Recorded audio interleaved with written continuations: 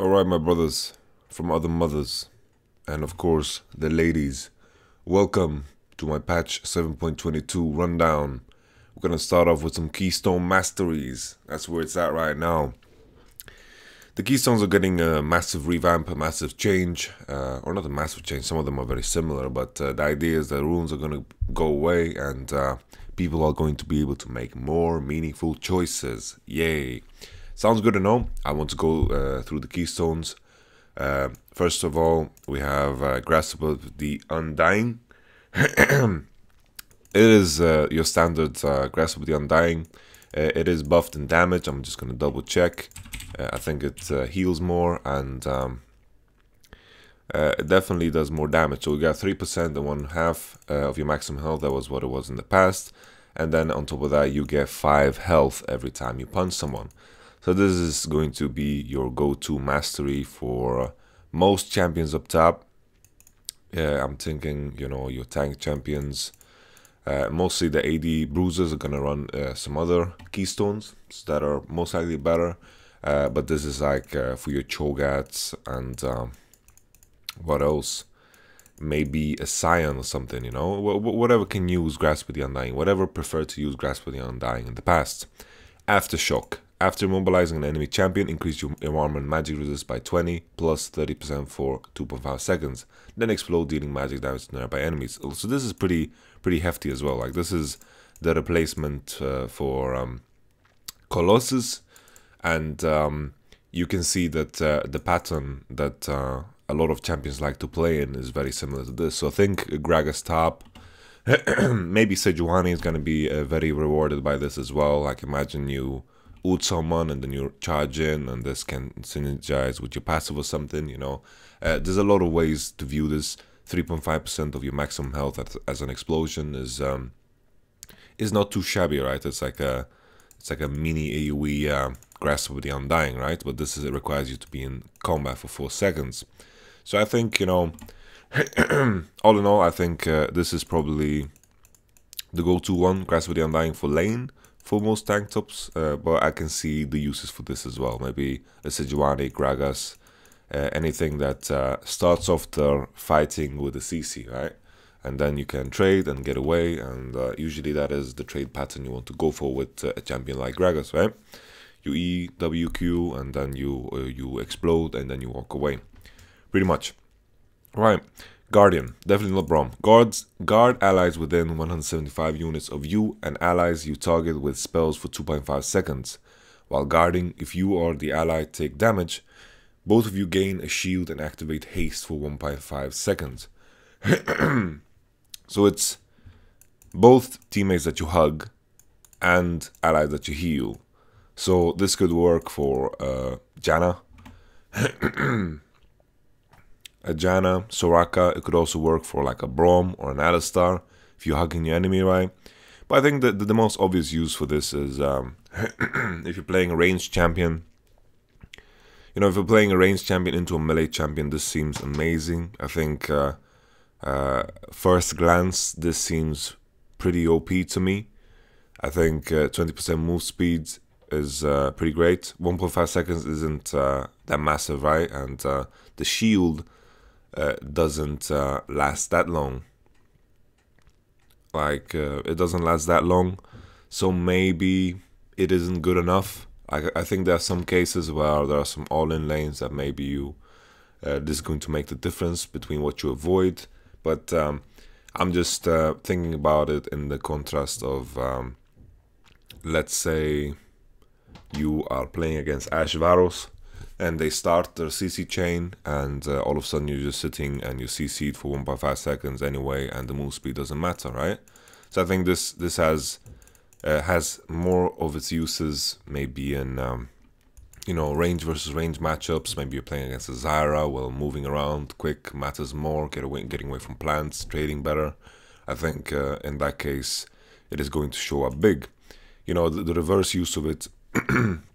If you're going to play with this aggressively, let's say you're the Braum and you are the Varos and you want to push forward with this, then, you know, your idea of it could be that the moment the enemy hits you, then you just commit on them with this 20% move speed and extra shield every 45 seconds, right? Because Sure, it requires the enemy team to hit you in order for you to actually use this, and the enemy team can't ignore you forever, right? So, like in the case of Braum, like you would have to stand next to your target unless you like W'd him at the right timing. But all in all, I think this can be good. I'm worried about the 45 seconds cooldown, but I'm not too sure about what other masteries are in the picture. You know, usually we had the Stoneborn Pact right here that healed whenever you punch, like whenever you CC'd something and someone hit it, it healed the target that hit it. The Ardent Sensor abuse, but all in all, I think this is okay. I think it has uses for both melee champions and for ranged champions that are supports. I think in any other case, it's not going to be that useful. Unless maybe this is like the go-to mastery for Ivern as well. I'm not too sure. Could be interesting on Ivern, right? It's like move speeds could make the difference in the 2v2s, and maybe this is like, might be fantastic for Ivern.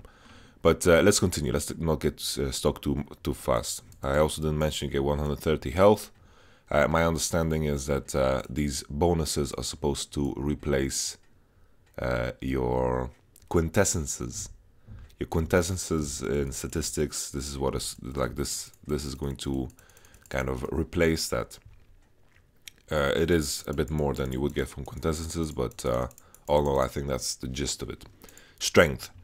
After casting a summon spell, gain 15% tenacity and slow resistance for 10 seconds. Additionally, gain 10% tenacity and slow resistance for each summon spell on cooldown. So this is pretty good. I think this is pretty amazing. It usually these are the cases where you want tenacity, right? It's I'm not too sure if this stacks, if 15% tenacity and slow resistance for 10 seconds. I'm assuming by the wording that it doesn't, that you can't reach 30% with this. So 15% is like the baseline, and then additionally gain 10%. Like, so if you use a summoner spell, you get 25. So imagine you use Flash, you get 15, and then you get 10% flat because you summon for each summoner spell on cooldown. So I think this is amazing. I think this is going to be the go-to kind of second path for a lot of people.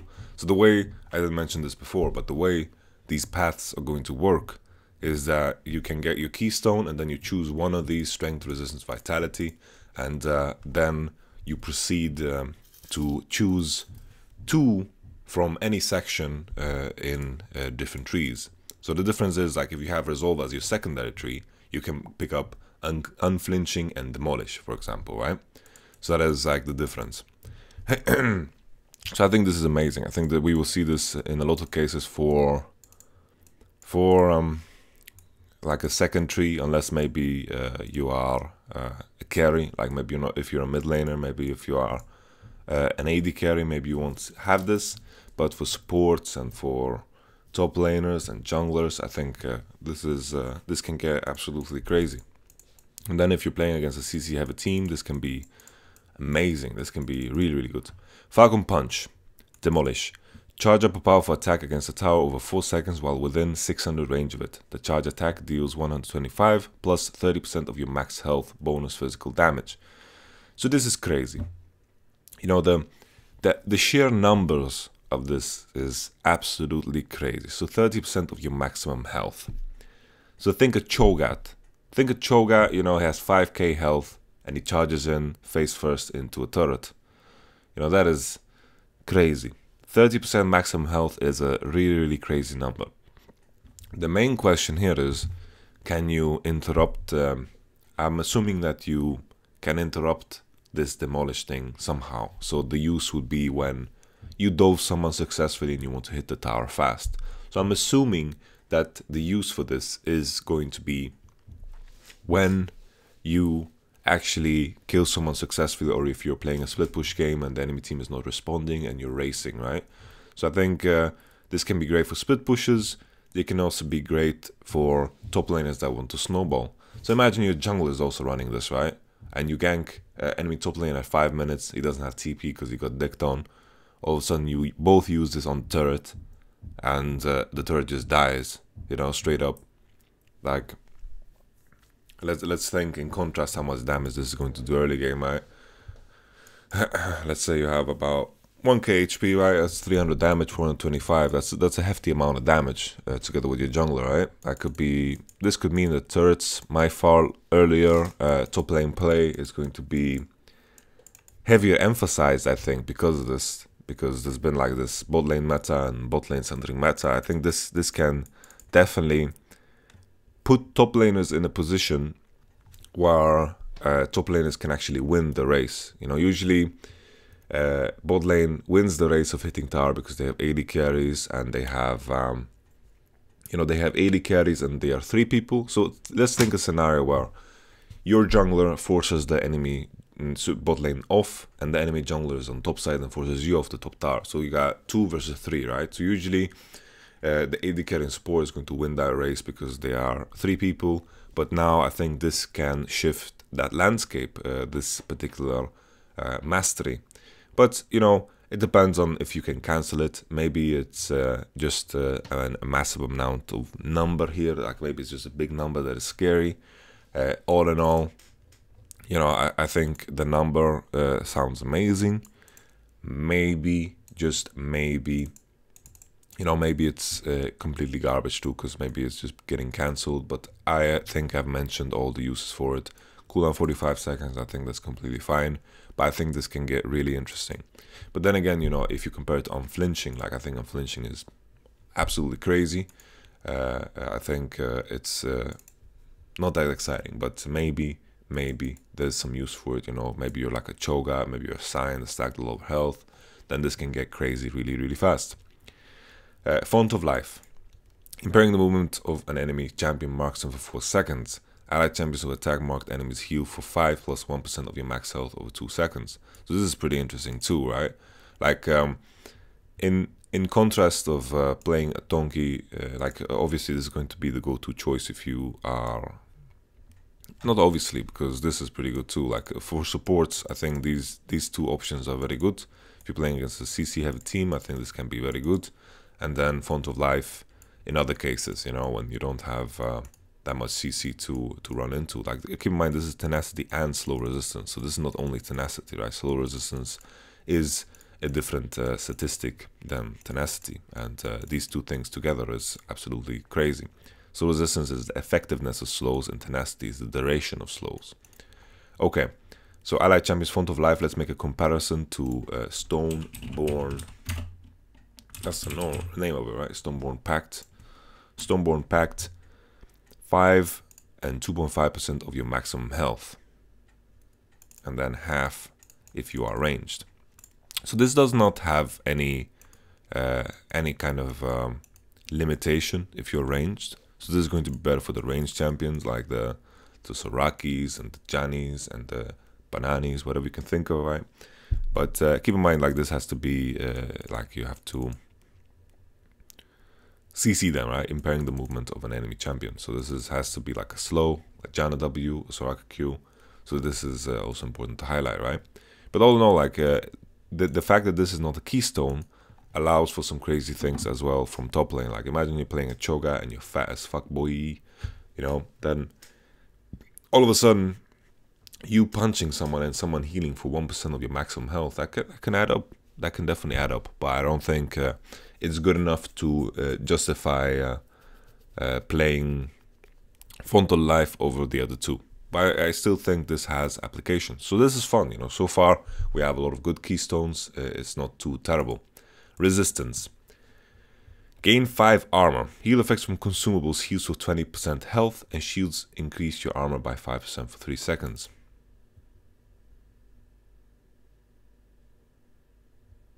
What does this mean? Heal effects from consumables. Gain 5 armor, gain 5 magic. After 10 minutes, gain 8 armor, and magic is increased your armor and magic by 5%.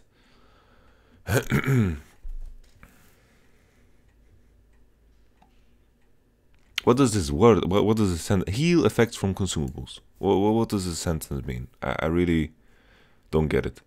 I'm just gonna ignore this because I don't understand why it's there. Heal effects from consumables. Heals for 20% health. Like I I would word this completely different if it means what I think it means.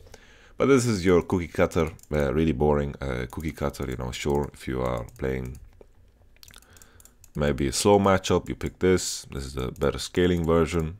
And the biggest difference here, you know, this in comparison to this is really, really big, right? Because shields, this is permanently. This, you don't need no shield for this, right? So there are some champions that maybe can use this a bit better because they have shields. I don't know how it works for Malphite, but I'm thinking like Nautilus or whatever you can think of with a shield up top. Then sure, maybe you can use this. But all in all, this is very unexciting. This is very, very boring. But of course, gaining 5 armor, gaining 5 magic resistance, it has gone up in value because, you know, that is inaccessible for everyone at this point. You know, you can't have any runes, so this is still maybe the thing you need for some specific matchups. And of course, if you are with this Keystone or Grasp of the Undying, Aftershock or Guardian, you need to pick up one of them. But of course, this one is the fanciest. I think this has a lot of merit to choosing this over the other ones, but maybe this is what you need to win a matchup, so this can be a big deal. But the fact that you get a flat 5%, you know, this is not bonus armor or bonus magic. This is a flat 5% increase. So I think this is pretty good, and it's not anchored by any shields. And I'm assuming as well that you basically get like a biscuit effect from potions and shit. You know, that's 20%. You just heal up 20% when you eat or drink a potion. That's what I'm gonna assume. Alright, we move on. Vitality. Whoa. Permanently gain 0.2 maximum health for every 8 monster or enemy minions that die near you. Okay. So it's very important here that it's enemy minion. Or 8 monsters, okay? So this works for jungle as well, right? But gain 0.2 maximum health for every minion that dies near you. So you get a total of 2% max health at, let's say, 10 minutes. Okay, 100 CS, right? Maybe 11, 12 minutes, depending on how shit you are. 0.2%, like, it's okay, right? It's definitely, like, it adds up. And together with Grasp and some of the other stuff, like the max health charge up, then this can get pretty crazy fast. I think this is the scaling one for sure. You know, this is going to be the tank v tank one, and I think this is going to be quite juicy. Heals and shields you cast on you are 5 stronger and increased by an additional 10% when below. So the main thing here is the strange part for supports and shit is that heals and shields you cast on you. So this is, I'm assuming that this is only working when you heal yourself or throw shields on yourself. So all of a sudden, like, this entire keystone here, the keystone over here, seems quite unattractive. It seems quite unattractive because vitality as a tree seems pretty bad for range supports. Permanently gain 0.2 maximum health for every 8 monster. Okay, there you got your scaling version. After taking damage from an enemy champion, heal for a 4% of your missing health, plus 6 over 10 seconds. So this is, of course, your early game version of it. I think this is going to scale pretty well as well. I think in a lot of cases we see this into the harder matchups, and this is the scaling version. Not too big of a deal, right? But this is surprising that this is only on yourself. This is like your selfish stuff right here. So this is a bit disappointing, you know. It kind of removes a lot of value from Guardian and the applications of Guardian. But I guess you can just run Second Wind on support if anything. All right, I think that has gone through that tree. I think the most exciting one is Grasp of the Undying, Aftershock, Demolish, and Unflinching. And then Conditioning and in Vitality Tree, I think it's pretty straightforward. Sad that Vitality is the most boring one. Okay, Domination. Hunt and eliminate your prey. Domination is about to burst damage and target axis. Woo! Okay, Domination plus any path, 11 attack damage or 18 ability power adaptive. What happens to Kale? What does Kale get? Okay. I think it depends on what your bonus is, but alright. So let's start off with Electrocute. Hitting a champion with 3 separate attacks or abilities within 3 seconds deals bonus adaptive damage. 50 to 20, 20, 220 based on level, 0.5 bonus AD, 0.3 AP damage. So this to me, you know, at first glance, I think this is absolutely crazy. I think the number of it is fucked up high. You know, of course the difference here is that you can't Gangplank ult and proc it. So there's a big difference where you can't like Misfortune E and proc it. There was a lot of cheesy abilities that allowed you to just proc it with one spell, right? So that part of it is gutted. A lot of champions that abuse it for that reason is out of the picture, right? But let's compare this to our Thunderlord's Decree. Thunderlord's Decree, you know, damage-wise, it's a massive change. You know, level 1 from 10 to 50, that's fucked up, right? That's fucked up. The damage number on this to me is completely bonkers. You know, sure, the cooldown is different. So you got 50 to 25, and over here you got 25 to 15. So of course there's a difference in cooldown.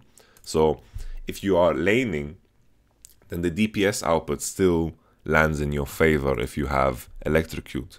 So imagine at level 1 you can proc this twice. Let's say in the perfect scenario you can proc this twice. You get 10 and whatever math you have for your bonus AD and AP, right? And then you still end up super far ahead with Electrocute. Super far ahead. Like, it's insane how far ahead you end up. It scales better. It has more damage. I think this is completely broken. I think the number on this is completely ridiculous. And I think it's absolutely crazy. You know, sure, like a Tormented Soil or whatever. Also procced it. But we don't care about this, you know. Think about running Electrocute, you're Z in mid lane, you all in level 2, all of a sudden you fucking proc a fucking 65 damage on them, boom, laser beam, and it's crazy. You know, I think this is absolutely crazy.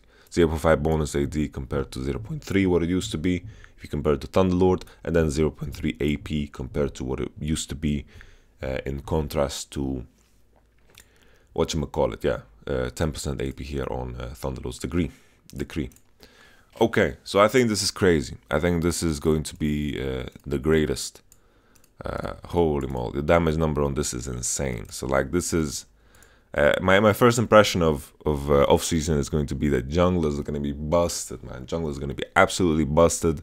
Bring out your Lee Sins, bring out your Elises, bring out your Pantheon jungle if you so desire. Bring out your Warwicks, bring out your Rengars. Bring out all this disgusting crap that people don't like to play against. You know, to be fair, no one likes to play against any jungler, so yeah, there you have that. The truth has been told, and Electrocute is going to be insane. Like, this damage is absolutely crazy.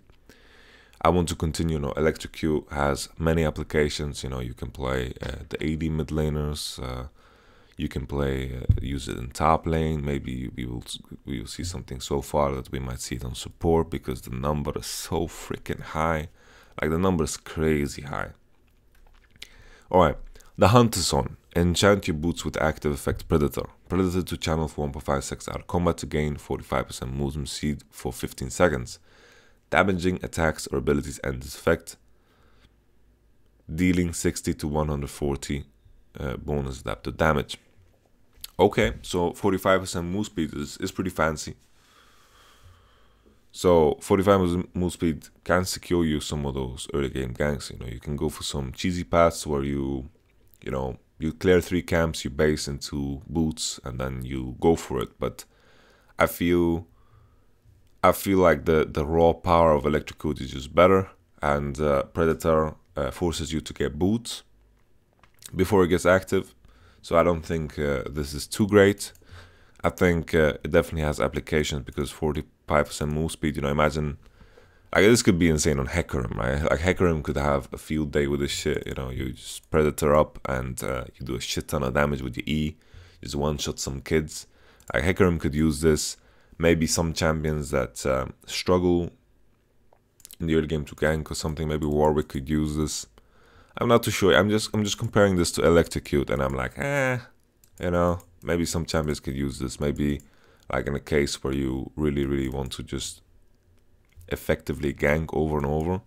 But I'm just thinking, you know, you can just buy Moby Boots and have Electrocute, and you're golden, you know. This is also like, it has a pretty hefty cooldown, right? It has a pretty hefty cooldown, so that is important to highlight. I think it definitely has applications. I think Hecarim is one of them, but I think Electrocute is way more exciting. So I think this is definitely the go-to choice, Electrocute so far. Dark Harvest. Too spoopy. Champions large minions and large monsters drop soul essence on death. Collect souls to become soul charged. Your next attack on the champion structure consumes soul charge to deal bonus adapted damage. Soul charge lasts 20 seconds, increased to 300 seconds after collecting 150 soul essence. Bonus damage 40 to 80. Alright. I don't know, Kevin. I'm still thinking, you know. So the main difference here is that sure, you have to do some preparation, right? You have to kill a monster, maybe a raptor, and then you gank, and then whatever. That's fine. For junglers, they will be able to proc this consistently, right? It doesn't get procced by minions, only on champions or structures, so you could potentially use this in lane as well. It doesn't say enemy minions, or enemy large minions, or friendly large minions, so I'm assuming this drops from both. So you will get on a cannon wave, you will have the opportunity to proc this twice. So that is interesting, right? You have the opportunity to proc this twice. And you could set up for some cheesy bursts when your soul essence is on the ground, and all of a sudden you like hit and then pick up, hit, and then you do fancy shit like this. Maybe you gank the moment a cannon minion dies and you can proc the damage twice. You know, sure. The soul essence you collect is permanent, so this is not like some Shadow Fiend where you just use your ult and all your souls are gone. This is plain and simple. You know, you keep your soul essence for the rest of the game. I don't know.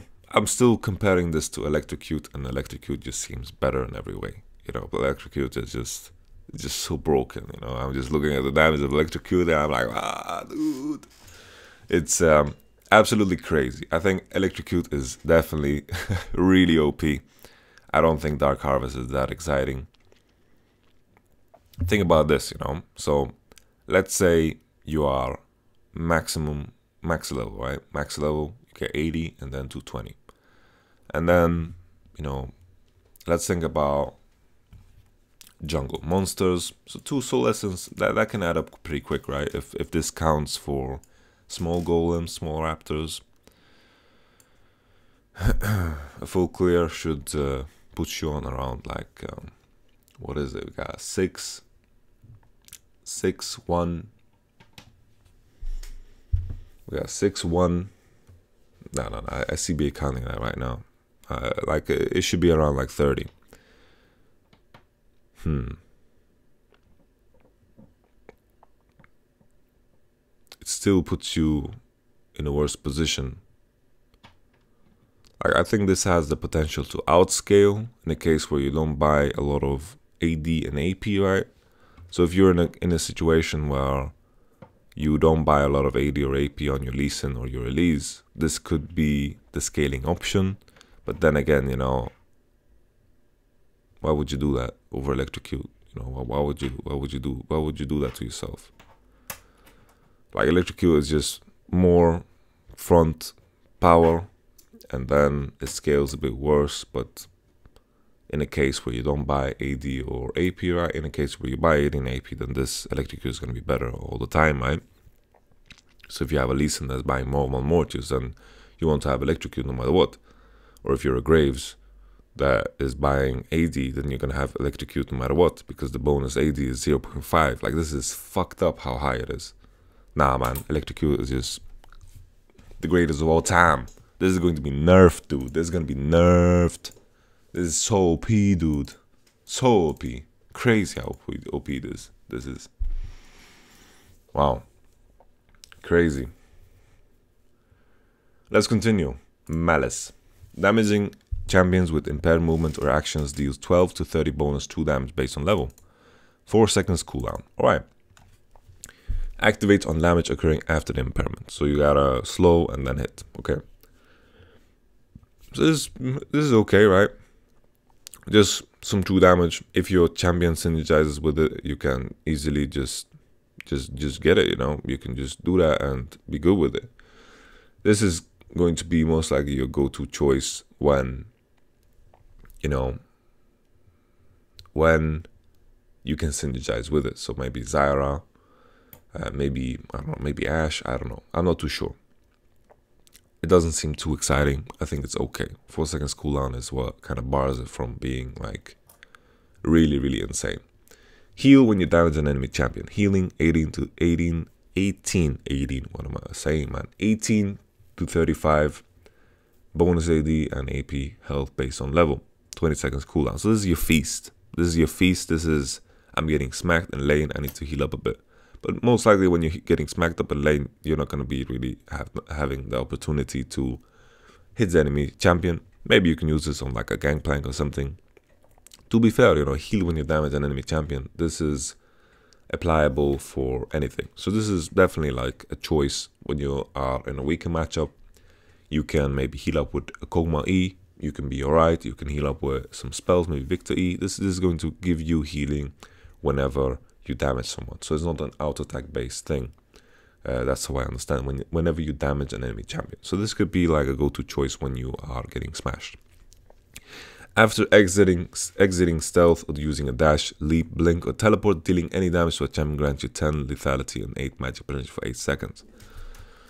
So this is, Jesus Christ, man. This is, so the duration is longer than the cooldown.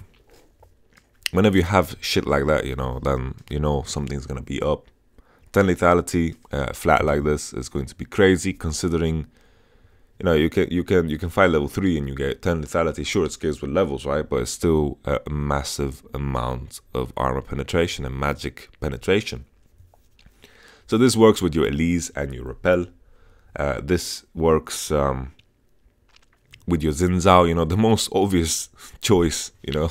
Right now, you know, what you want to go and play is you want to pick Electrocute, you want to go Xin Zhao, you gotta go Malice, and then you gotta get that lethality. And then, you know, on top of that, I didn't mention this, but this is adaptive damage. This is bonus adaptive damage. So this is like, this becomes physical damage. Boom. Absolutely crazy. And then sudden impact, you know, you use your E, all of a sudden you got 10 lethality, you proc, and then you can reapply your E once again when you have that cooldown again at 5 seconds, you know.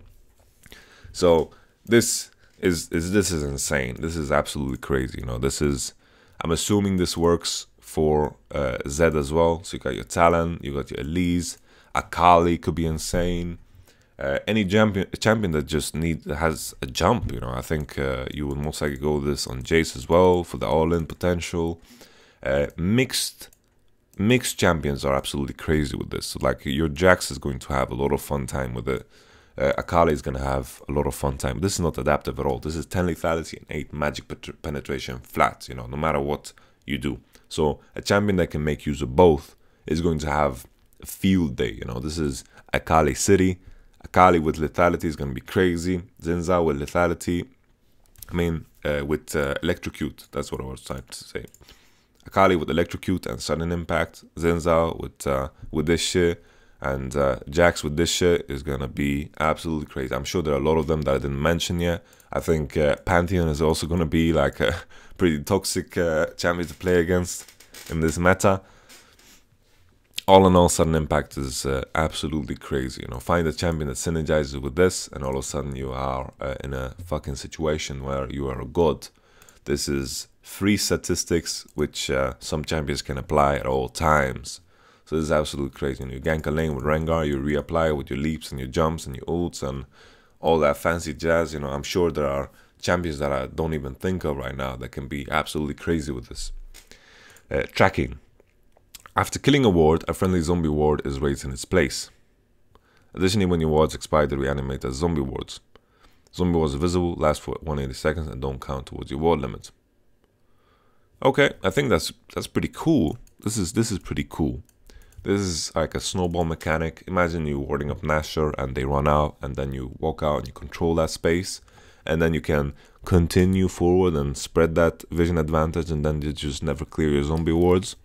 I think this can get really interesting really fast. So I like zombie ward. Enter a brush to summon a Poro after a brief channel. The Poro will stay behind to give you vision until you summon a new one. If an enemy enters brush with a Poro in it, they scare it away, putting Ghost Poro on the 3 seconds cooldown. Okay, so Ghost Poro can be used at all times.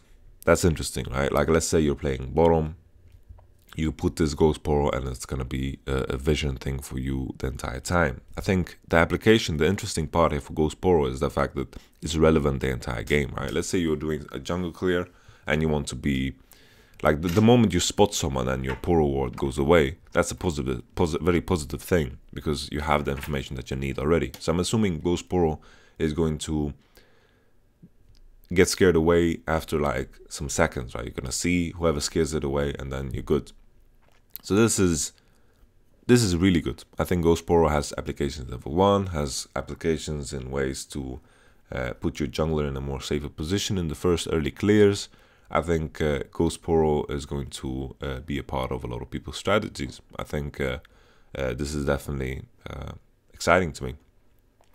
Collect eyeballs for champion and ward takedowns. Gain an adaptive bonus of 0.6 AD or 1 ability power per eyeball collected.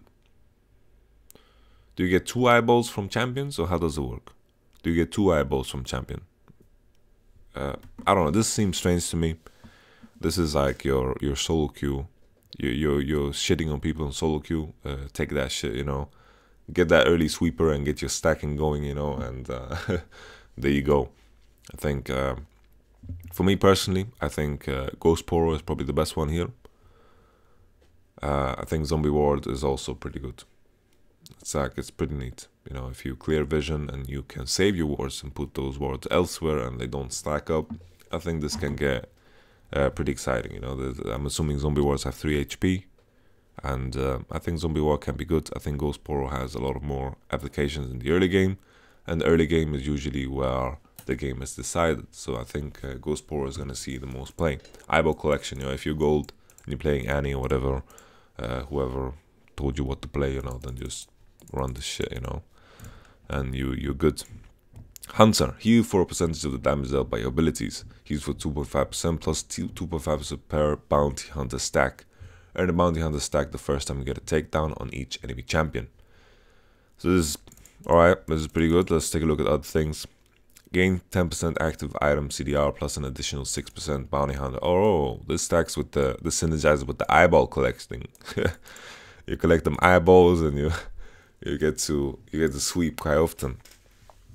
So this is okay, right? I don't know if this stacks infinitely. Can you get like if I get myself 15 kills, can I just you know, have a perma sweeper going? How does this work? Can I get like perma sweeper and like perma pro the belt? Can I just pro the belt across the map if I have 15 kills? Is that how it works? You know, Vanderil, test this out, man. Vanderil, if you're out there, you know, just test this out. Maybe you can have a lot of fun with this. But at first glance, I don't know. These all of them seem pretty terrible. I think if anything, Ravenous Hunter is probably the best one because it actually gives you combat stats. And if you think, you know, if you think about what champions could actually use this, would be Akali. Akali could use this. She's buying Gunblade, and then all of a sudden Gunblade, you know, you can reapply it much faster, and this, you know, this can be good then. In a case where you're running Gunblade and actually gives you raw DPS stats, then Ingenious Hunter can actually be useful. But then again, you know, Ravenous Hunter, I think this one is pretty juicy. All things considered, this is heals for the percentage of the damage dealt by your ability. So this works on creeps. This works on creeps, and that makes it a pretty good lane thing. But then again, you know, 2.5. You know, all these are kind of strange because usually you don't want to have bounty hunter. But I think this one is the best. I think I can imagine some uses for this, and this doesn't seem too exciting for me. Like, unless you're like playing solo queue and you're like Alistair Master and you're roaming and you're getting kills, or maybe if you're playing like an Elise and you just want like Moby boots or some shit, you know, this can also see some applications. You know, I wouldn't flame anyone for using any of these, right? Maybe in this case, if you don't have any active item CDR, like, and if you don't have any active items, I don't think this is worth it, right? So if your build doesn't contain any active items like Gunblade, then I don't think this is worth it. And even then, I'm not too sure if it's worth it. Like, I'm not too sure at all. Maybe just having this would be better for you. Maybe having this would be better for you. But all in all, this seems to be the one that is the most effective in fighting, and fighting is usually how you win games. You know, people like to talk about macro and shit, but macro is not possible without power, you know? That's what it is in the end. Become a legend. Precision is about improved basic attacks and sustained damage. Precision plus any path, 18 plus attack speed. Woo! Alright. So this is your AD carry page, your Tryndamere stuff, your AD carry, your master yo-yos, and your other disgusting crap. Hitting an enemy champion with 3 consecutive basic attack deals 30 to 120 bonus adapted damage and makes them vulnerable, increasing the damage they take by 12% from all sources for 6 seconds. Okay, so we got this. I'm assuming it works like Vayne, you know, every third attack is going to deal bonus damage. Based on level, doesn't scale, and makes them vulnerable, increasing the damage they take by 12% from all sources. So I think this works, you know, like if you're playing a Varus, playing like a more supportive AD carry, I think this can be fine. I don't think it's too bad. I think it's okay, like 12% from all sources for 6 seconds. You know, if you compare it, like my comparison here is comparing it to Fervor, right? Well, what else can you compare it to? Fervor, you know, I need to just check. Fervor battle, yeah.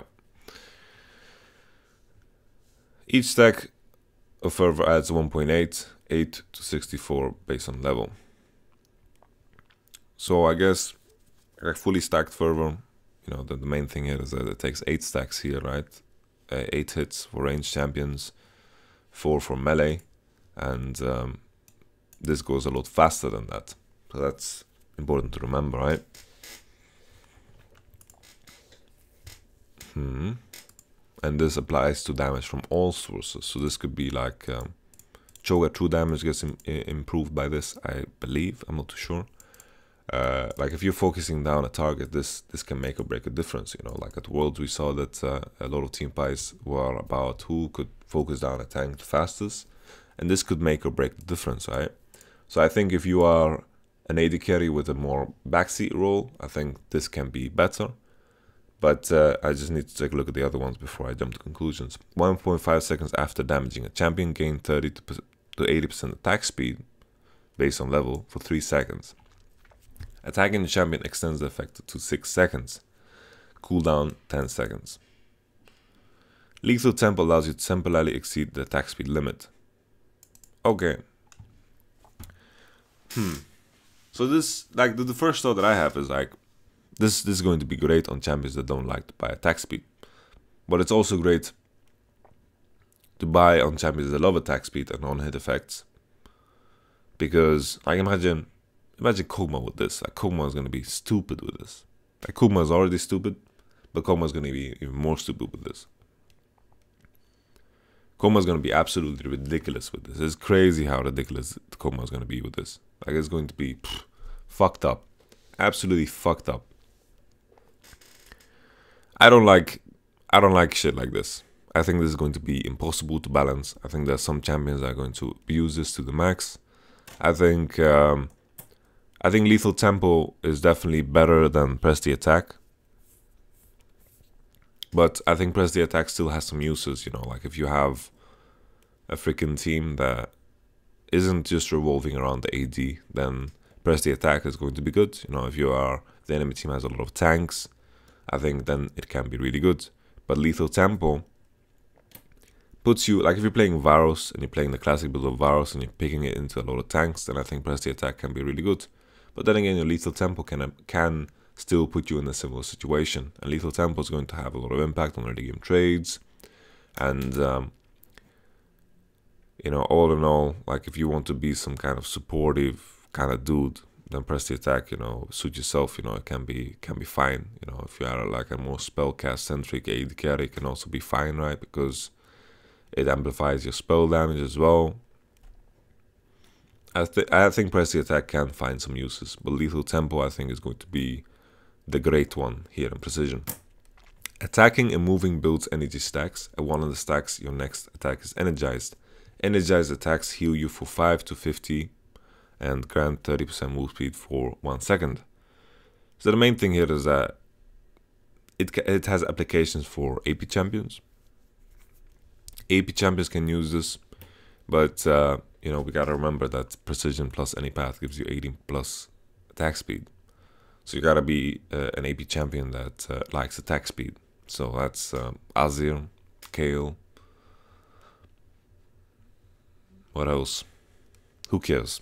There's very little of those, right? So there's AP scaling. It's like, yeah, there's AP scaling here because of diversity. You know, this is, I doubt that anyone's gonna use this. You know, I think you hit yourself too hard to get this. Maybe like if Azir has some really dicky matchup, and this maybe is the shit that, you know, healing is 60% effective when used on a minion. That's great. Okay. The main thing that I just want to compare the wording here. Warlord's Bloodlust. Warlord's Bloodlust was definitely better for AD carries, of course, because it was based off of your AD, right? It was based off of your AD. I think this one is better early game. I think early game this is better, for sure. But later on, Warlord's Bloodlust was better. So early game, I think, you know, early game this should still be good in a 5 flat and so forth. I'm assuming it's, you know, let's think about this. You know, 5% level 1. Most AD carries had, like with Doran's Blade, maybe around, it's like, what is it? Like 75 AD with Doran's Blade. Then yeah, this is better early with items. This is going to be better, right?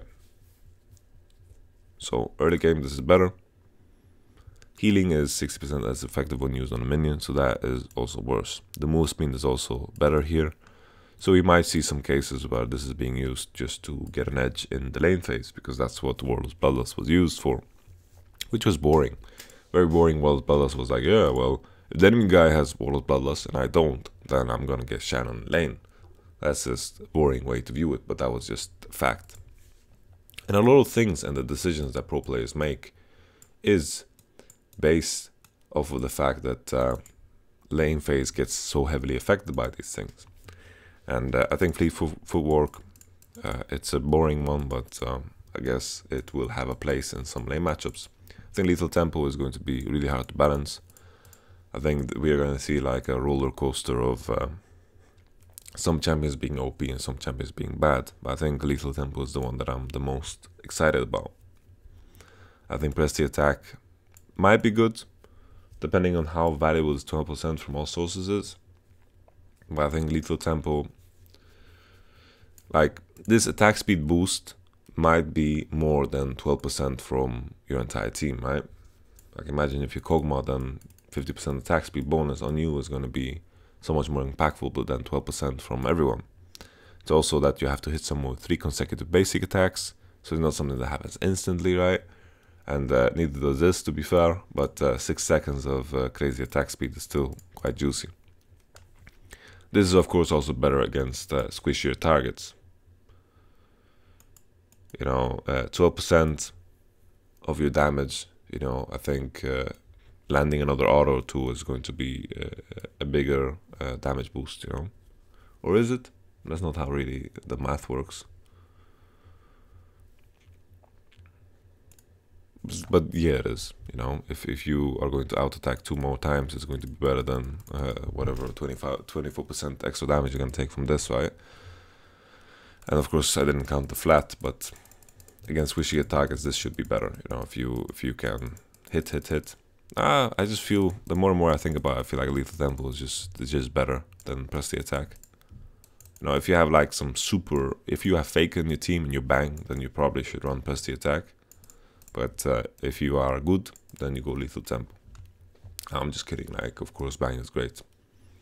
I would lose 1v1 against bang. Excess healing on you becomes a shield for up to 10% of your health, total health, plus 10. Shields built up from 30% of excess healing or 300% of excess healing from allies. Okay.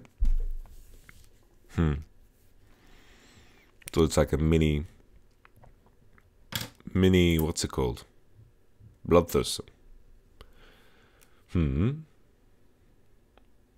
Like, it's not too shabby, right?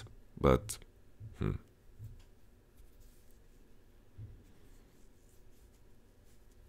like, to be honest, this could be pretty fancy. You know, imagine, you know, Soraka, like, if you have a laner that can just heal you up.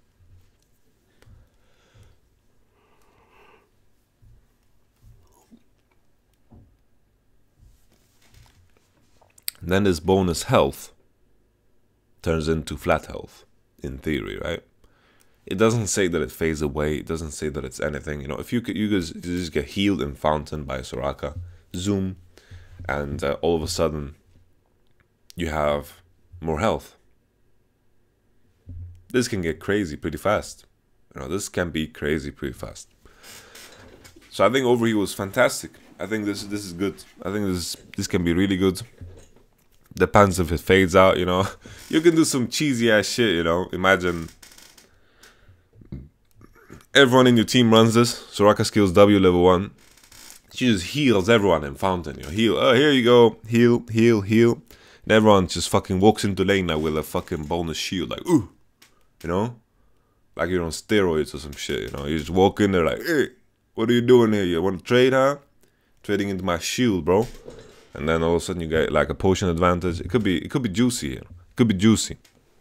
I definitely see applications when you have a healer in your team. I think this can be great when you have a healer in your team.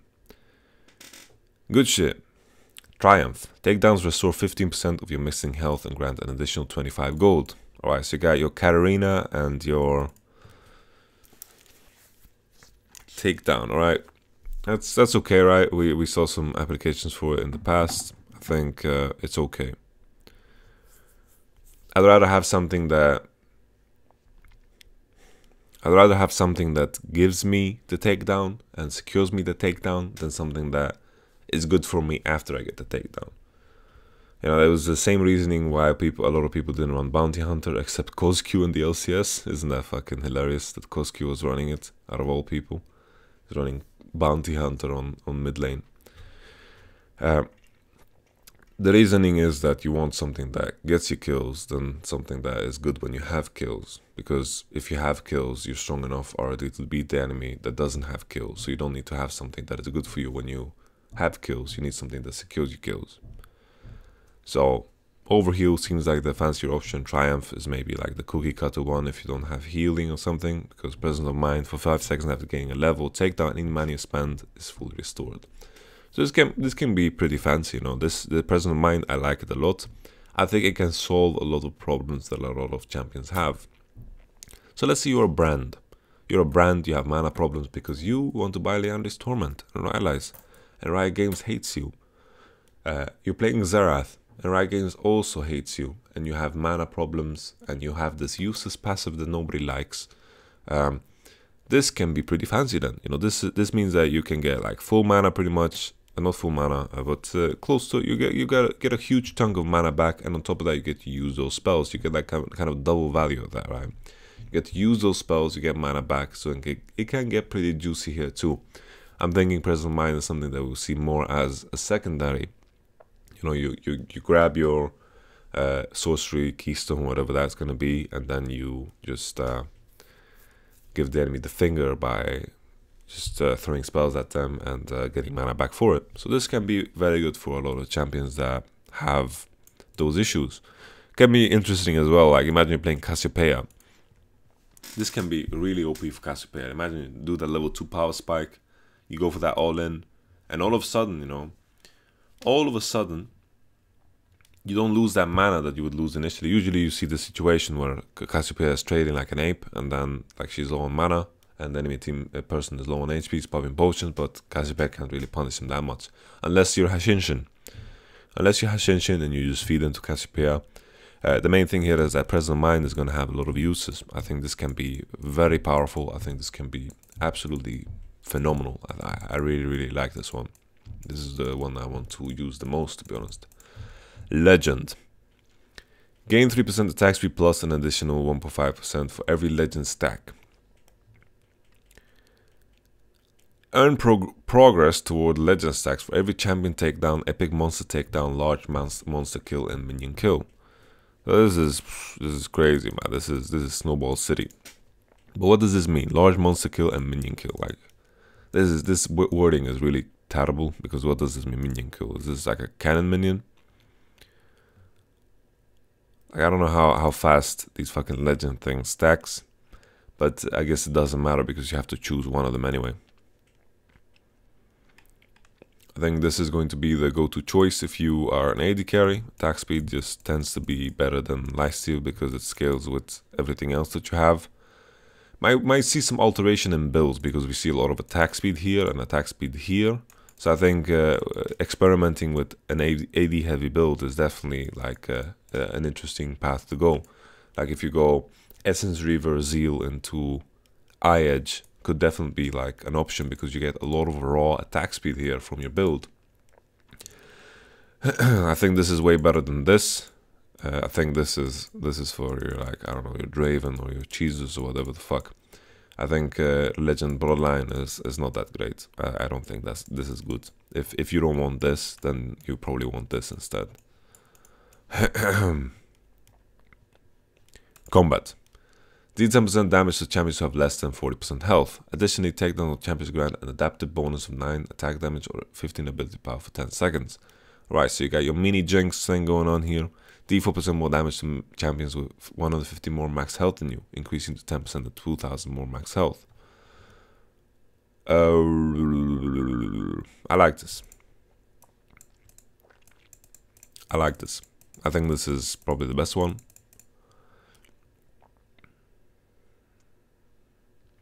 Do 12% increase damage to champions while you're below 60% health. Well, they all have obvious niche uses, right? Or if you have a good reset team, this is good. If the enemy team's full of tanks, this is gonna be really good. If you're low HP for some reason, this is gonna be really good. So they all have niche uses. I think probably this is going to be the most consistent one, the cut down, because I checked up a bit on what kind of boosts a lot of the APKs are gonna get, and for most of them it is health per level. So this is like 150 more max health. That is a very small number to reach, right?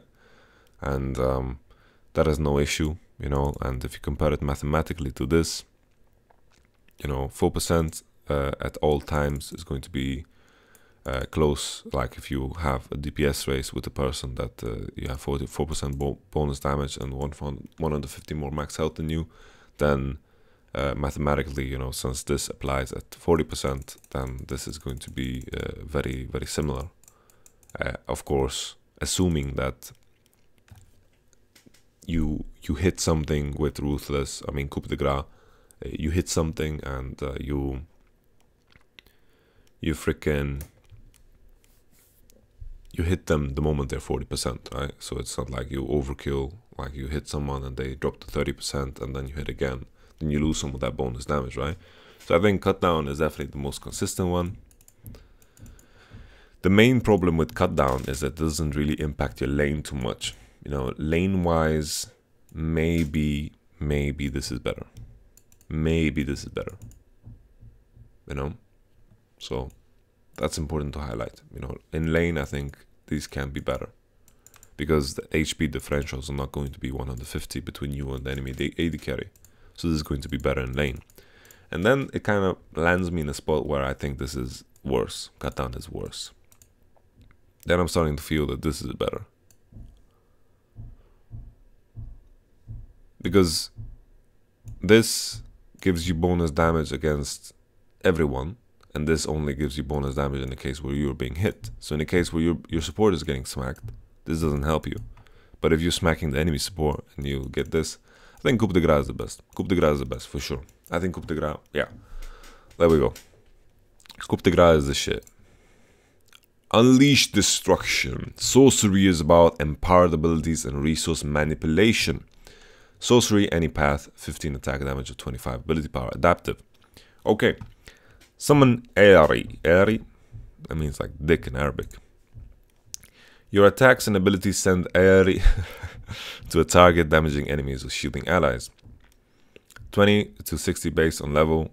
So I saw some like videos on this, and I didn't really understand how the cooldown worked, but I think it's like for champions they like to kind of weave their abilities, you know, weave and like consecutively like apply them. I think this can get really fancy. I think for those champions it can be really good. Like first champ that I thought of was like Ahri. Like this is going to be like the go-to for a lot of those champions like Ahri, Orianna, Syndra. I think these champions, they have like short cooldowns, but then again not. You know, it's like in the contrast of themselves, they have short cooldowns. Like Orianna, so Syndra Q and Orianna Q is not that short cooldown, but it's not fancy enough to really abuse Arcane Comet. Damaging a champion with an ability who has a comet at their location, or if Arcane Comet is on cooldown, reduces its remaining cooldown. Okay, so cooldown reduction, single target 20%, area effect 10%, damage over time 5%. So think about this, you know, you are playing Cassiopeia, and all of a sudden you got meteors flying all over the place, and the projectile speed of Arcane Comet is dodgeable for sure. It's not like a comet is falling down on Earth, we need to evacuate. It's really, really easy to get away from the Arcane Comet. So that is important to highlight. But if you got plenty of these falling down on the ground, maybe it can get better. I think the main thing here is that Ahri is going to give you consistent DPS. And I think the way it works is going to be like this flying wisp, like a Lulu thing. And then it comes back to you and shit like this, you know. I think that's the way it's going to work. So if you run towards it, it can come back off cooldown faster. I'm not too sure about how the cooldown is going to work, but from the videos that I've seen, I think Ahri is pretty good for Orianna, Syndra, and Ahri. Arcane Comet, you know, think you're Malzahar or some shit. You know, playing Malzahar, you start your combo, you start blowing them, you know, with Malzahar, and then you just because your E is ticking as well, you get another Comet in the ult. I don't know how the math is, but Arcane Comet can get pretty crazy. I think this is like your comparison to Deathfire Touch. You know, this is Deathfire Touch for sure. You know, if you have an ability, these champions that liked Arcane Deathfire Touch were the champions that could apply Comet, can apply Comet very frequently. And the main difference here is that maybe you are not going to land it that frequently, but you know, damage isn't like wow. It's not like super impressive by any means, but it's not like electrocute, but it can add up very quickly on champions like Cassiopeia and Malzahar. So this is definitely something that I want to try. It does have some applications with, let's say, like Veigar or maybe like Xerath. If you saw your combo with your ball, you hit them, Comet falls down. Some champions that start the CC or start their rotations with CC, this can be pretty good.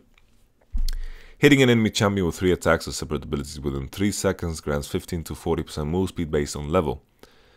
Alright, so in comparison to Storm Raiders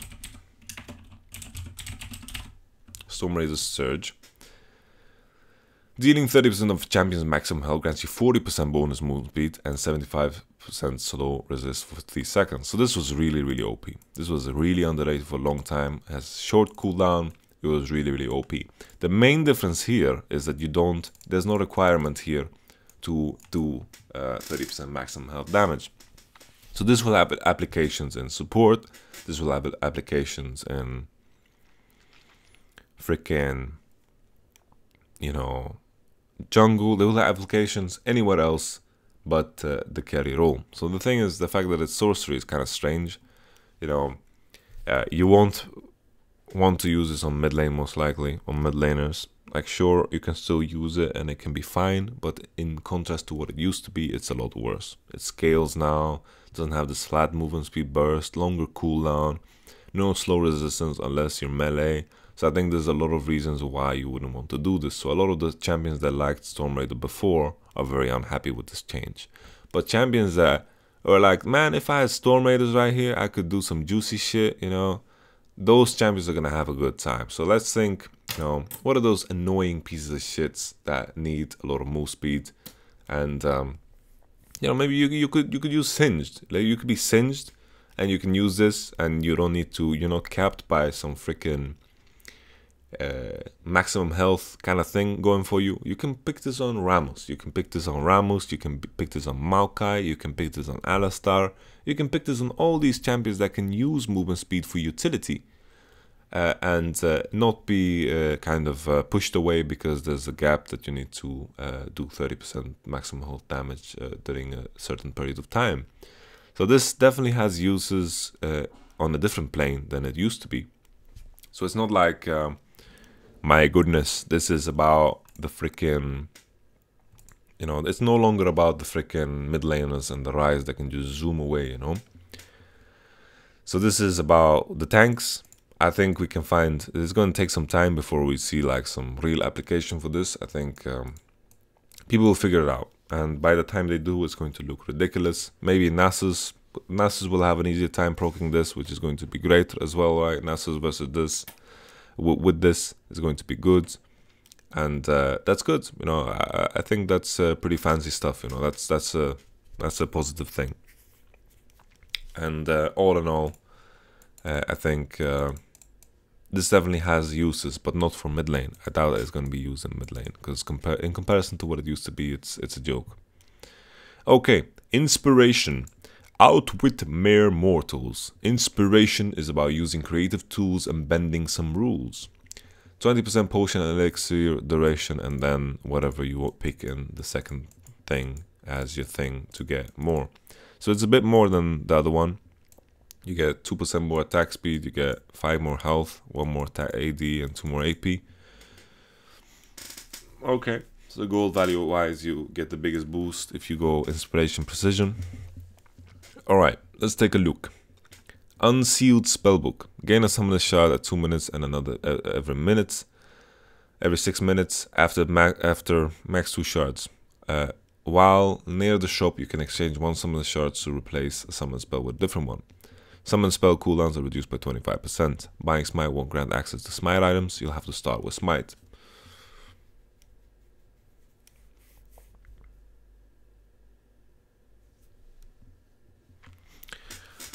Alright, so this is, you know, this is going to be the cheese city. You know, if some people, we haven't figured it out yet, I haven't figured it out yet, but there's going to be ways to cheese the fuck out of Unsealed Spellbook.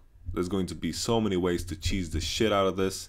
We're going to see some like level 1 strategies with people fucking smiting crap. We're going to see some insane fucked up shit, you know, with Unsealed Spellbook. And the crazy thing here, you know, with this shit, you know, maybe you see some level 1s, people running Smite level 1, and then like, I don't know, going for 80 jungle items. Like the jungle items are very cost efficient. You know, we'll go for the green Smite. Obviously, you don't need the Smite, you swap it out, and then you put yourself in a position where you have a very strong item and a warding thing. And you also cheese the fuck out of your enemy with Smite level 1. So this could be good. This could be fun. You know, this could be fun. The first application is Smite that I think of. Summon a spell cooldowns are reduced by 25% is also not something to shy upon, right? This can be very important in a lot of cases. So 25% reduced summon spell cooldowns is good. I think it's really good. And all in all, you know, you start with Smite and then you just cheese the fuck out of your enemy by buying AD Smite item, and you get the green and you put wards, and it can be pretty fancy. I think it can get fancy pretty fast. You can get your Cinderhawks on your carries, and then you swap out Smite, and yeah, I don't think it's too shabby. But of course, you know, I think there's going to be a lot of hidden applications for this that I haven't thought of yet. I think we're going to see a lot of dimension to this one, and there is a lot of thought that needs to be put down into this. I think we just have to pay attention to a lot of regions, and we will see a lot of crazy things coming out of teams when it comes to this. Alright, Glacial Augment. Basic attack and champion slows on for 2 seconds. The slow increases in the strength over its duration. Range attack slow by up to 20 to 40%. Melee attack slow by up to 40 to 50%. So this is not bad at all. This can get. Slowing a champion with active items shoots a freeze ray through them, freezing the nearby ground for 5 seconds, slowing all units inside by 50%. All units, is this like your allies as well?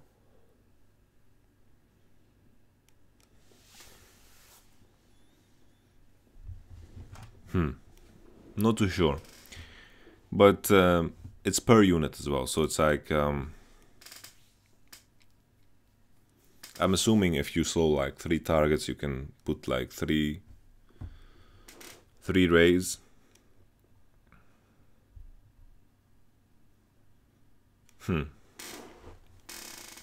Okay. Well, this doesn't really get my imagination going, if I'm gonna be honest. Melee attack slow by up to 40 to 50%. That's like a very big ass slow. That's a very big ass slow. So like if you are playing Braum or whatever the fuck support you think of, you know, then this can get pretty dirty, you know. Like if you're playing, I don't know if you're playing Darius. If you're playing Darius and they stick on to a target and you do this shit, you know. Like you just hook them in and then you slow them to fuck, you know, 40%. It can get pretty dirty. But to be fair, you know, ever since they changed how slows work, then, you know, it's not going to be the best one for Darius for sure. Not going to be the best one for Braum either. And Alistar can be one that uses it pretty well. I don't know.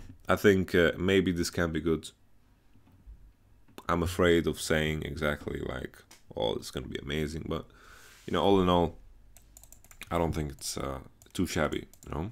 Not too shabby. After using an ability, your next attack on the champion grants bonus gold. There's a chance you'll also gain a consumable. So I checked this out, and it's, you know, any consumable in the game. It can be an elixir, it can be a potion. I'm not too sure about the chance to gain it, but the first most obvious application is Gangplank, Bankplank. I think if we are ever in a scenario where, oh, we need to get Ardent Sensor first and then we will win the game, then this is going to be the shit to go for, right? I'm not too sure about the cooldown either. I don't know, maybe we can Google that. Kleptomancy.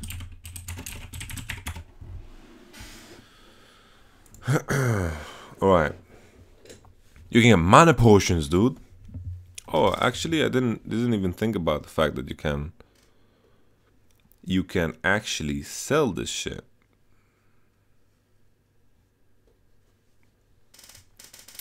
After using an ability, your next basic attack within 10 seconds has 25 bonus range. If the attack is against the champion, you gain 5 gold. Occasionally, you gain a consumable item instead. If you gain a consumable item while your inventory is full, the consumable will instead be consumed. Okay. Kleptomancy will apply through abilities that apply on hit effects. Yay. Behave similar to and stacks with Spellblade. Alright, same machine, okay. If you receive a ward with Kleptomancy, or a control ward while your inventory is full, the ward will instantly be placed at the enemy champion feet. If you have Rune Biscuit Delivery, obtained with Kleptomancy will increase your maximum mana when consumed or sold. Without Biscuit Delivery, biscuits will not increase maximum mana when consumed or sold. Elixir skill cannot be used to gain more than 18 skill points. Alright. Kleptomancy is best utilized on champions with low cooldown on hit abilities. Q. Mystic Shot, Gangplank, Lunge, alright, double up, yeah, so Q. Kleptomancy's dropped items will benefit from trait inspiration. Yes, okay.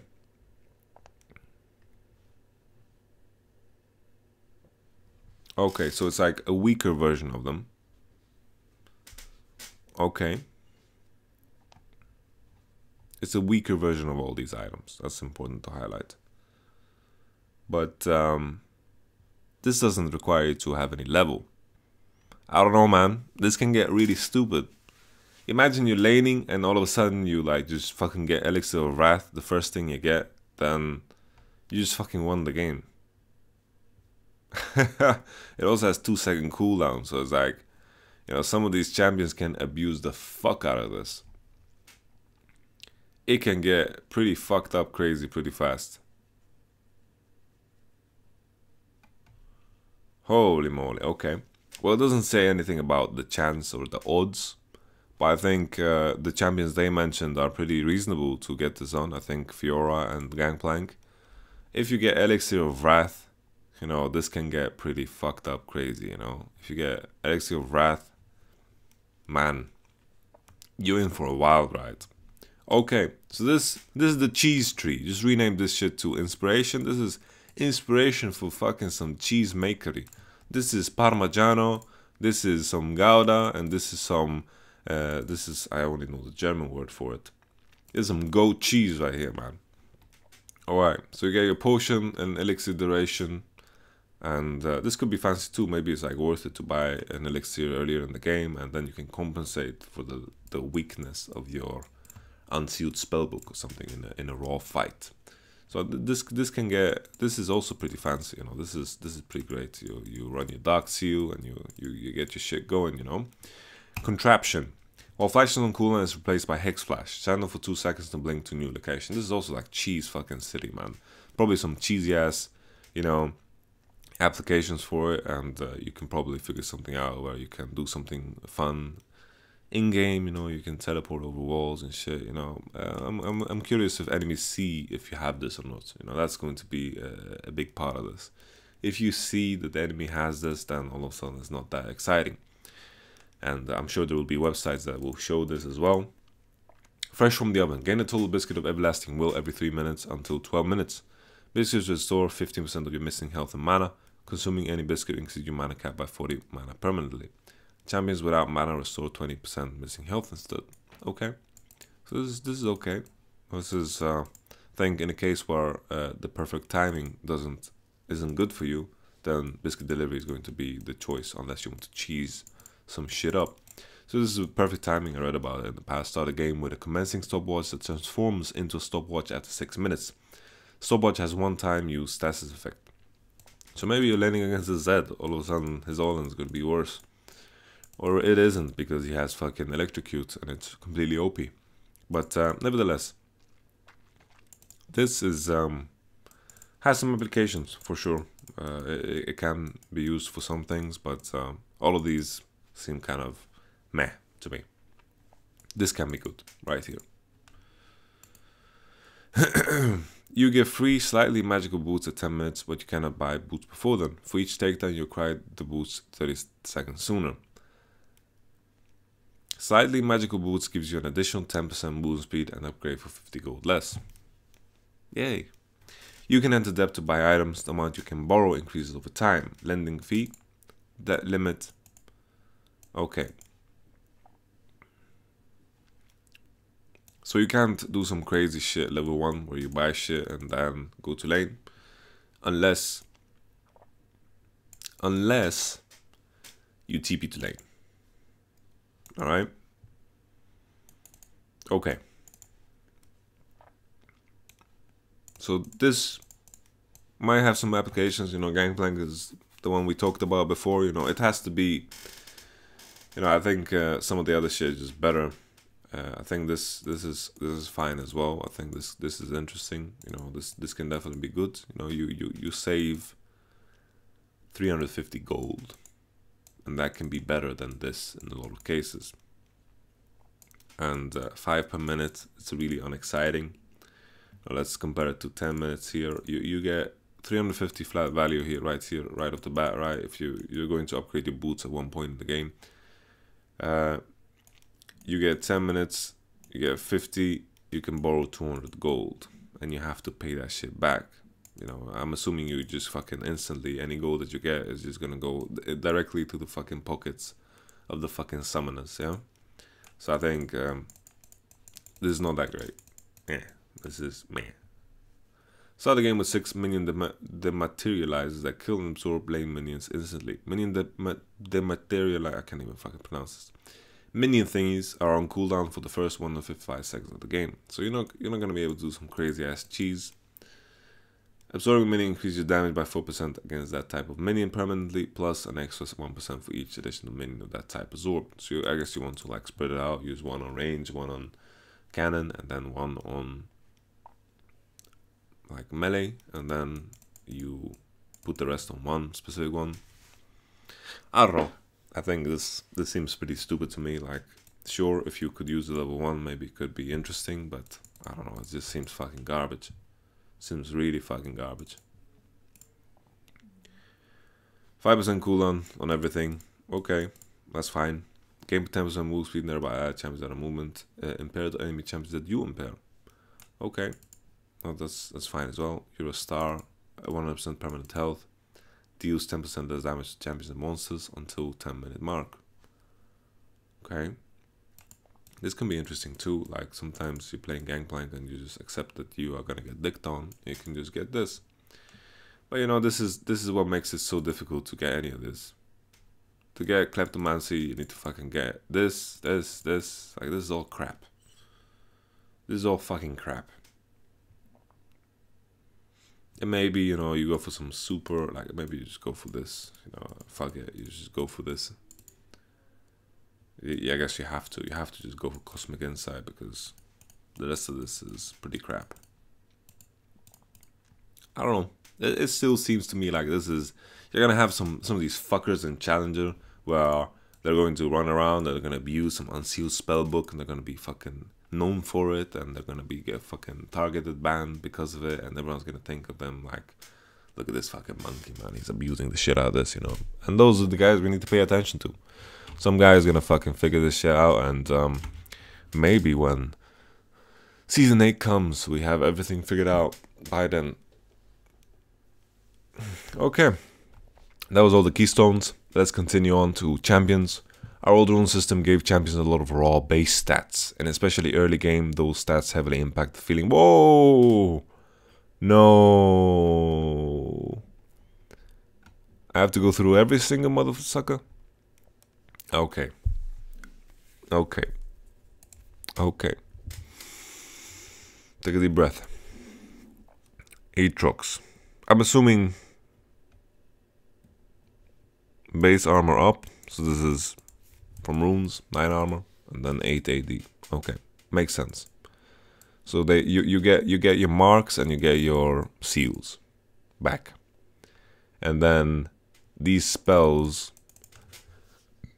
are the ones that scale off of bonus AD. And since you lose the bonus AD, they buff the flat damage. Okay, I'm assuming a lot of these champions are the same. Ahri. Ahri doesn't get any marks. Does every AP champion just not get any marks? So this is 5 and then health per level. This is health per level. This is if you use health per level seals. Exactly what that is, right? Amumu. Bonus attack speed, yay. Alright, so I'm happy that some of the junglers get attack speed at least. This is health again, health, Ashe, AD and armor, Soul, HP, Azir. If he got attack speed, I would fucking laugh my ass off, man. But, okay, Bard. Well, that sucks. Sucks for Bard. Because... Holy. Okay, so we got... Blitzcrank gets 44. He gets fucking 20 armor, and Bard just gets fucking gimped on, man. Bard is... Fuck you, Bard. Bard, okay. This kind of sucks as well for brand support. This is fine for mid lane, right? But brand support gets kind of fucked by this. No armor, it's gonna suck. Big armor buffs. Oh, base bonus armor, okay. So they buff this to compensate. AD change. Bonus AD change.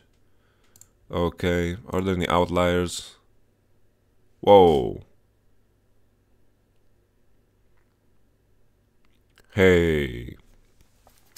So my understanding is that the reasoning here for magic penetration, you know, magic penetration, it's kind of strange how all AD carries get AD, right? But everyone gets armor as well. And then AP carries, they lose magic penetration. They lose, so AP carries lose penetration, but no one can run MR. So no one can run MR, which puts them in a position where theoretically they, like there was 8 magic pen before, and then you get 13 MR from runes. So you get 5 extra magic pen theoretically. So Galio is a bit nerfed, right, in mid lane. Lul. Galio nerf. Does that exist? No, but some champions are affected by this. At least the ones that run MR runes, both bottom and in mid. But in mid, it was very rare that people run MR runes. Like people just didn't run MR runes. So in terms of 1v1, I think it's a lot worse. I think the keystones also don't seem too fancy for AP mids. And the magic penetration, you know,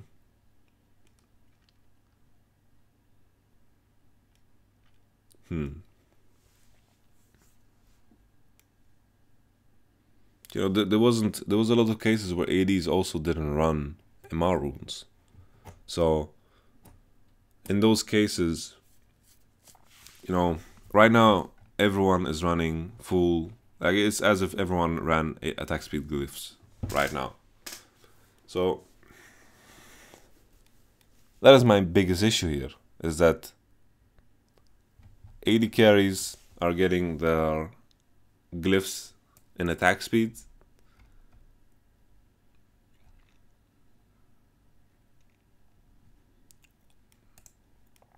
I need to just open the League client and make sure that I'm not talking shit, because I'm not too sure about how much attack speed you have in with the glyph room page.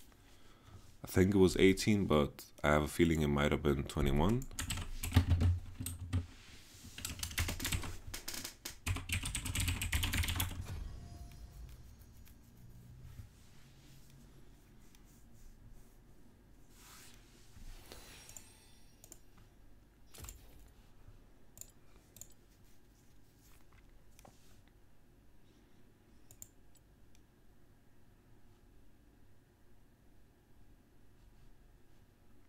Okay, it's 90.3. All right.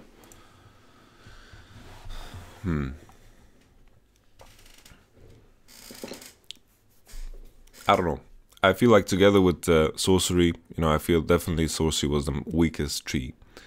And together with the lack of magic penetration, you're going to be weaker against some targets and stronger against some targets. So it kind of balances itself out. But in the end, you know, if you're playing against a Talon, you don't have any armor, right? It's not like you have any armor against their AD. So in the end, I still feel like you're at a loss as a mid laner. For the mid lane matchups, you know, let's just take a look before we jump to conclusion. Fizz, like Corky, first and foremost, is going to be like he gets fucking a massive buff no matter what, right? He likes to run magic penetration, but he gets the AD and he gets the fucking fact that no one can run MR, so he gets best from both worlds. So Corky's OP, Corky OP. Kale also gets bonus attack speed at level 1. So he gets affected by both worlds, and he is very happy. Kale is very happy. Most importantly, this is bonus attack speed, right? This is as if you would have Mark's attack speed, pretty much. Any other champions that get this massive change? I can't think of any attack speed or like AD based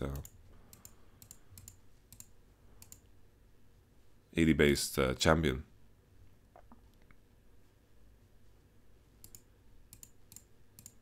Like attack speed based mid laner, AP mid laner. Cannon maybe.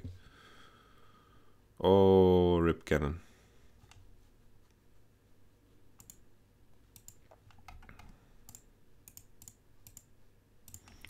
Nevertheless, what we were talking about? We were talking about AP mids. So I think the Sorcery Tree, actually now that I realize I didn't go through these things right here. Shit. When you take... fuck, man. When you take magic damage that reduce your health below 30%, gain a shield that absorbs 40 and 120 magic damage based on... You know what? I'm just not going to go through this. It's going to be like too much back and forth. I'm just going to stick to this. So the keystones, at least, are very unexciting for AP carries. You can see the change both ways, right? You don't have marks, you don't have magic penetration, and there were some people that already weren't running MR in mid lane at least. So in mid lane, people are already weaker. Like people are weaker, and you know, champions that can get like natural MR from their abilities are going to be better. Like Orianna E is going to be much more valuable because no one has magic penetration. Or you can also say that Orianna E is very valuable because people had magic penetration. But either way, Orianna E is going to be good. Trying to get like a feel for this, but with the keystones and all things considered, I think Mage is going to be fine. I think they're going to be okay. I think Corki is going to be in a good state, but Corki is probably going to be like the best one out of them all. And all in all,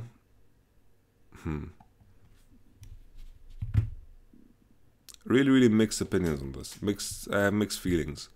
Like on one hand, people can run MR runes and you don't have magic pen, but a lot of people weren't running magic resistance runes to begin with in the first place.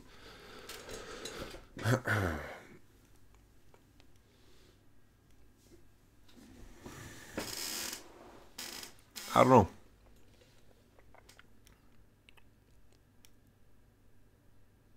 Trying to think of like all the 100 application ways. So like if you gank bottom, and none of them have if like let's say enemy support had MR runes and AD had MR runes. So of course, whenever there was a case where enemy team was running MR runes and you had magic pen, then you end up ahead. But whenever there was a case when they didn't, then you end up behind. Yeah. In the 1v1 in mid lane, like let's say you're playing like Orianna versus Syndra, both champions are gonna do less damage. They're gonna do less damage because both of them didn't run MR before, and mid lane is going to be the place, like the actual lane phase is what is going to change the most, because both laners are gonna be weaker against each other, at least, you know, compared to what they used to be. But the overall impact on the game, because of the lack of magic pen, it's probably like better. Like let's say jungler was running MR. In a lot of cases they didn't, to be honest. Like a lot of junglers just didn't run MR. And top laners in a lot of cases didn't run MR either. If they had like an AD matchup, if they had a magic damage matchup, they of course ran MR. And I don't know. It's interesting to say the least. But I think what tops it off for me is the fact that the AP keystones seem very unexciting.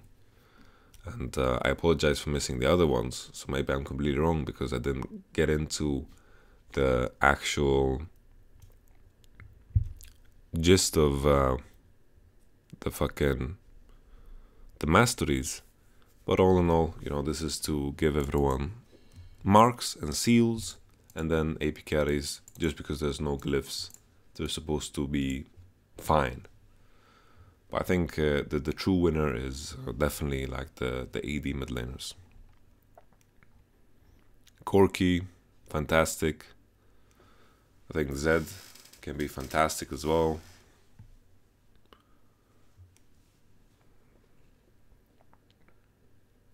He gets 5 armor though, which is kind of strange, which is not the greatest, but all in all, I don't know, can't help but feel but that mage is gonna be worse, a bit worse. But that might be just because I feel that electrocute is so powerful. Okay.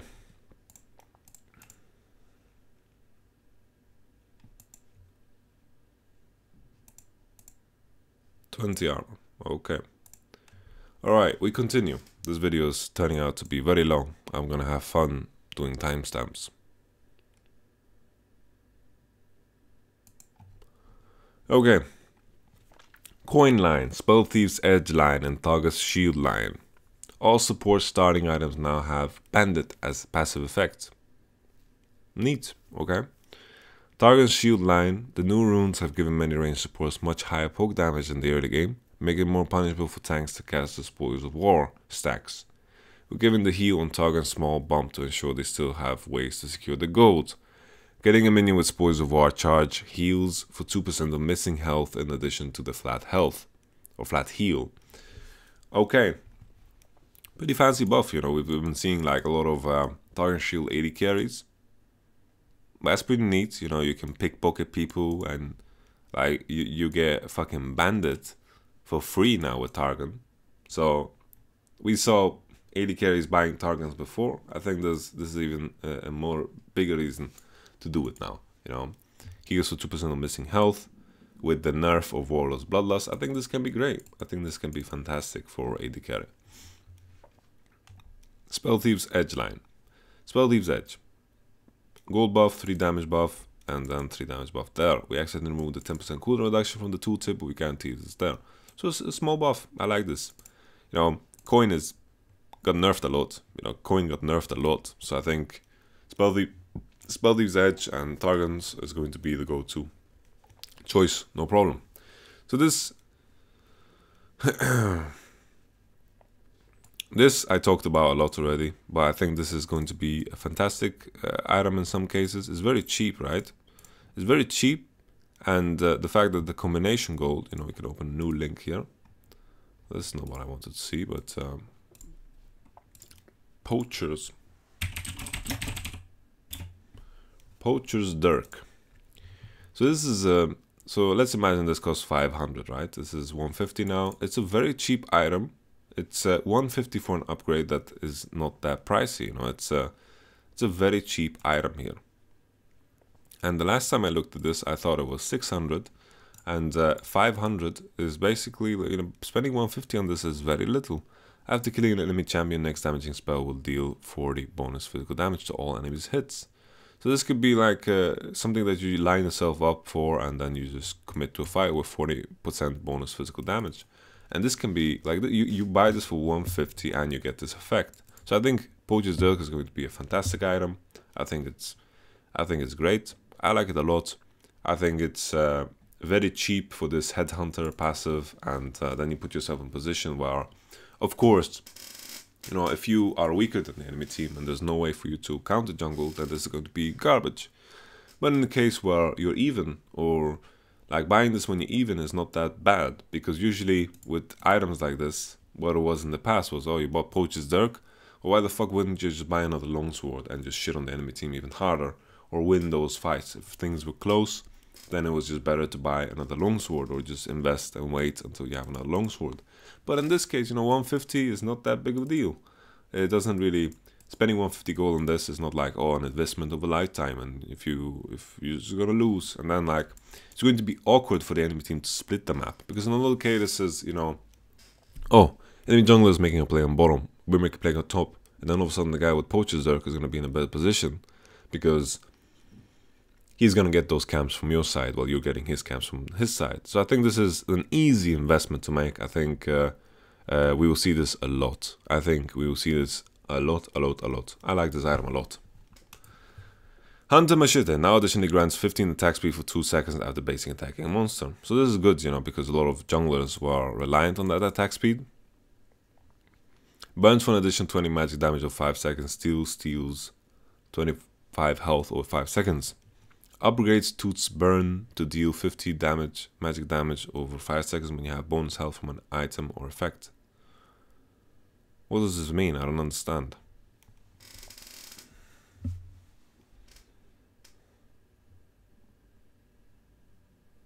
How do I... How much does it cost to upgrade this shit? How much does it cost to upgrade this crap?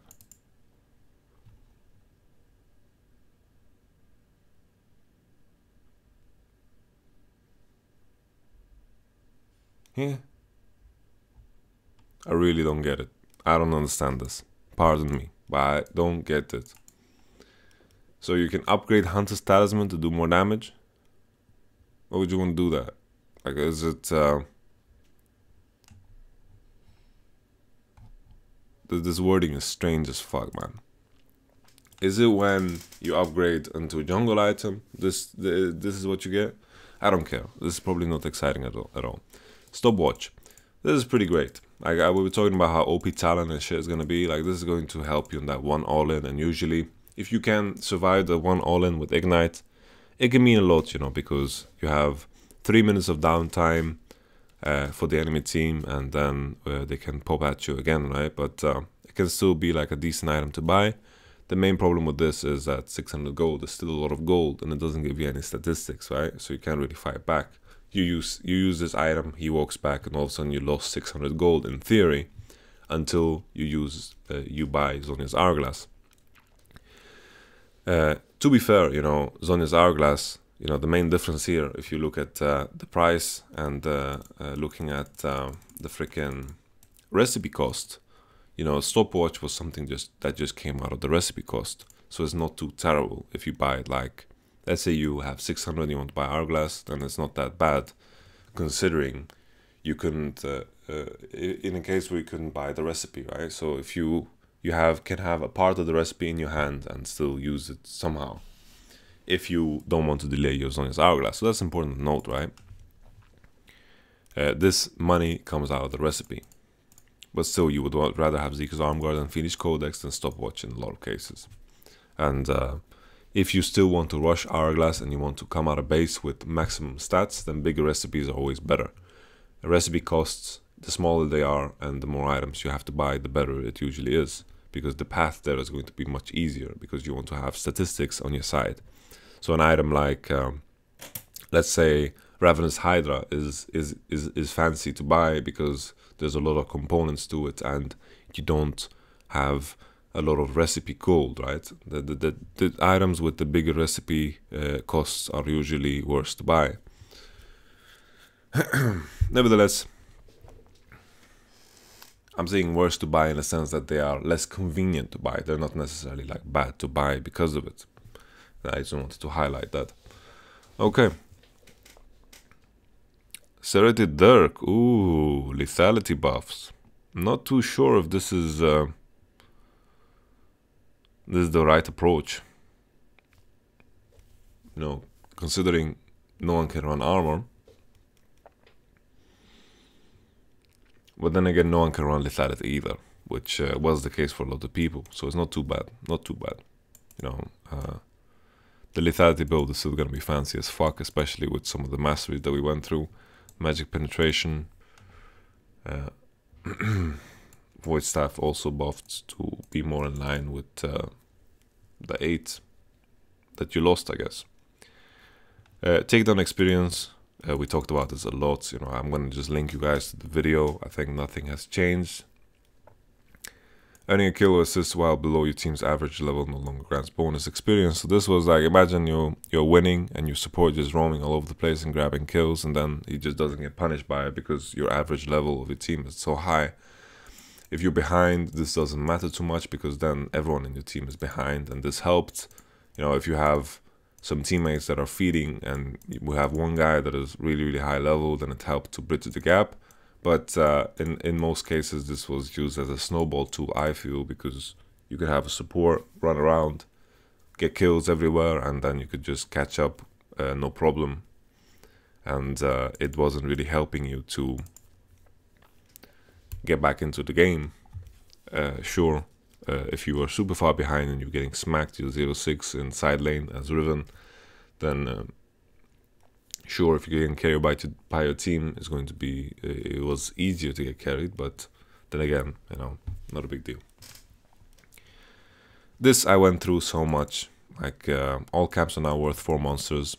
People were complaining about the fact, oh, I'm so skilled. I can count raptors. I can count golems. He's doing this in this clear. Now this was the biggest pile of garbage that I've ever heard. You know, sure, it was a way of tracking the jungler, and it was something that required, you know, some quick maths. You know, quick maths. You know, you just add some numbers, and then you know all of a sudden where the enemy jungler is. But to be fair, you know, it was kind of stupid that all of a sudden, like, you get punished by ganking because the enemy jungler would just press tab. At least you could press tab and know his information right away. This forces a jungler to be active. This forces a jungler not to be a monkey.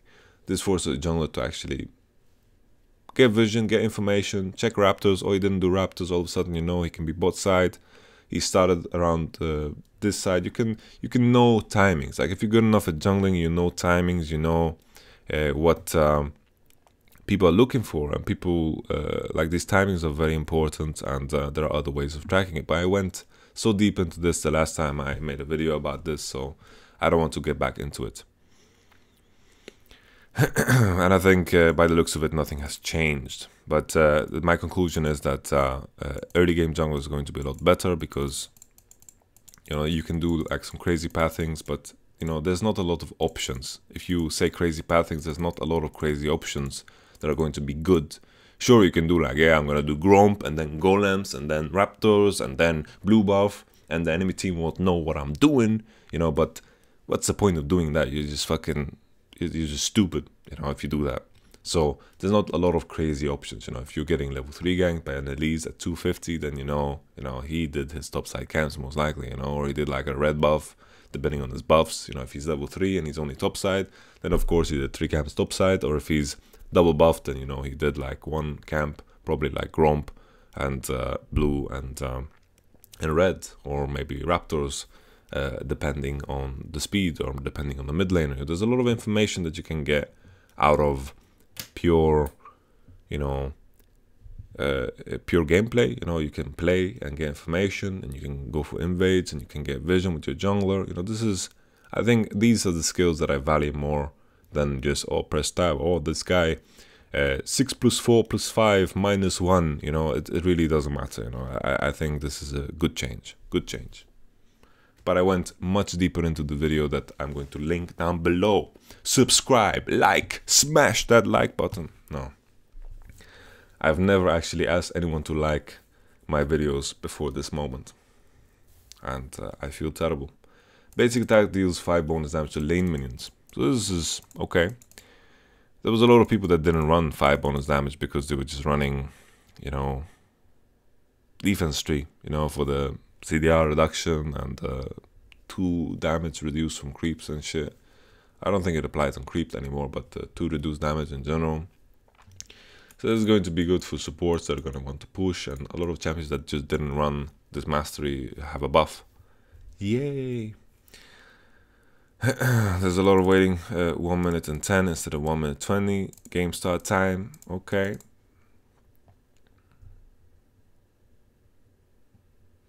Cool. We're temporarily adding 15 seconds to select loadout part of champion select to give people more time to pick the runes. Uncapped leveling, yay. I don't want to go into this. It's not interesting for me. This is like, yay.